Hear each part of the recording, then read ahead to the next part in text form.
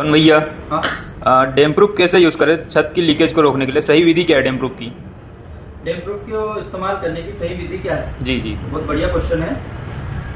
छत की लीकेज हो या दीवारों की लीकेज जो है, इसको दूर करने के लिए हर कंपनी अपना अपना एक एक वाटर प्रूफिंग जो प्रोडक्ट है वो तैयार करती है। जैसे अपने पास ये एशियन पेंट का रखा हुआ है डैम प्रूफ एडवांस, है ना, 10 साल की वारंटी के साथ आता है ये। इस प्रोडक्ट को इस्तेमाल करने का सबसे सही तरीका, अगर छत के ऊपर इसे अप्लाई कर रहे हैं तो इसका सबसे सही तरीका ये है, इसको 6 स्टेप में हमने बांटा हुआ है। वो 6 स्टेप समझाता हूँ कैसे होती है। सबसे पहली जो स्टेप है, वो स्टेप में क्या करना है कि जो छत की जो सरफेस है, उस सरफेस को अपने को पूरी तरह से क्लीन करना है। जैसे वो तार के ब्रश आते हैं, उससे पूरी काई वाई पूरी निकालनी है, सरफेस को धोना है। यदि फिर भी उस पर फंगस वगैरह कुछ लगी हो तो आप पानी में, जैसे आप 10 लीटर 15 लीटर पानी में 1 लीटर एसिड मिला करके उस पे सरफेस पे छोड़ दो और उसके 15 से 20 मिनट बाद उसको अच्छे से रगड़ के धो लो, तो ये सरफेस पूरी तरह क्लीन हो जाएगा। तो सबसे पहला काम यही करना है कि छत की सरफेस को अपने को पूरी तरह से क्लीन करना है। जब सरफेस पूरी तरह से क्लीन हो जाए, फिर उसको सरफेस को सूखने दो,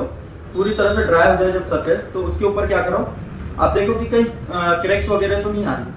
अगर क्रैक्स आती है, ये दूसरी स्टेप होगी, अगर कोई क्रैक्स आती है तो क्रैक्स को है ना डायरेक्ट डैम प्रूफ से भरने का प्रयास नहीं करना है, हमेशा क्रैक्सिल यूज करना है। क्रैक्सिल से प्रॉपर तरीके से सारे क्रैक्स फिल हो जाए।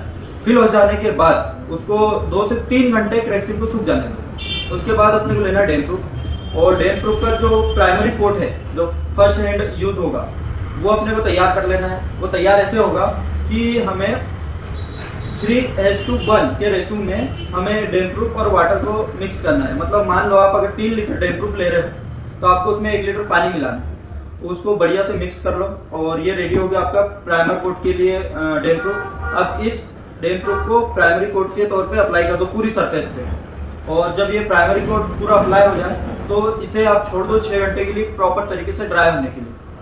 जब ये 6 घंटे पूरी तरह से सूख जाएगा, पूरी तरह ड्राई हो जाएगा, उसके बाद क्या करना है, वापस से आप चेक करो। ये चौथी स्टेप रहेगी, इसमें वापस से चेक करो आप कि और कहीं क्रैक्स तो नहीं बची।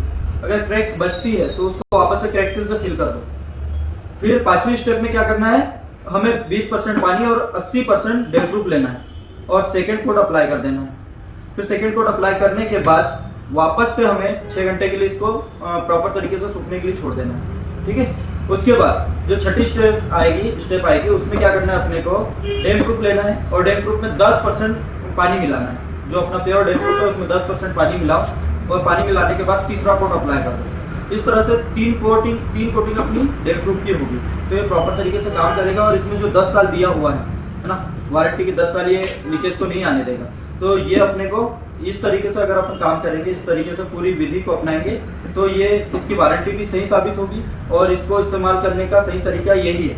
लेकिन बहुत सारे मकान मालिक और पेंटर लोग, जैसे मकान मालिक भी क्या अपनी लेबर और अपना मटेरियल की कॉस्ट बचाने के लिए क्या करवाते हैं, 1 हाथ या 2 हाथ करवा लेते हैं और उनको सही से विधि नहीं पता होती है, बस 2 हाथ करवा लिया और बोल देते डैम प्रूफ हो गया। लेकिन ना सरफेस अच्छे से क्लीन करवाते हैं, ना ही प्रॉपर तरीके से 3 हाथ डैम प्रूफ करवाते हैं, ना क्रैक्स भरते हैं। लेकिन उसके कारण क्या होता है कि बाद में वो डैम प्रूफ पपड़ी मार जाता है या फिर जल्दी से मतलब सीपेज वापस से आना चालू हो जाता है। तो इस विधि को प्रॉपर तरीके से इस्तेमाल करें और फिर ही डैम प्रूफ का मतलब आपको 10 साल की जो वारंटी है, ये वारंटी आपके लिए काम करेगी। वरना बहुत सारे लोग बस यही अपना पैसा बचाने के चक्कर में, मटेरियल का पैसा बच जाए और लेबर कॉस्ट बच जाए, उस चक्कर में बस 2 हाथ डैम प्रूफ करवा लेते हैं और छोड़ देते हैं, लेकिन वो काम नहीं करेगा। तो ये आपको विधि समझा दी प्रॉपर तरीके से, बस यही है इसे यूज करने का तरीका।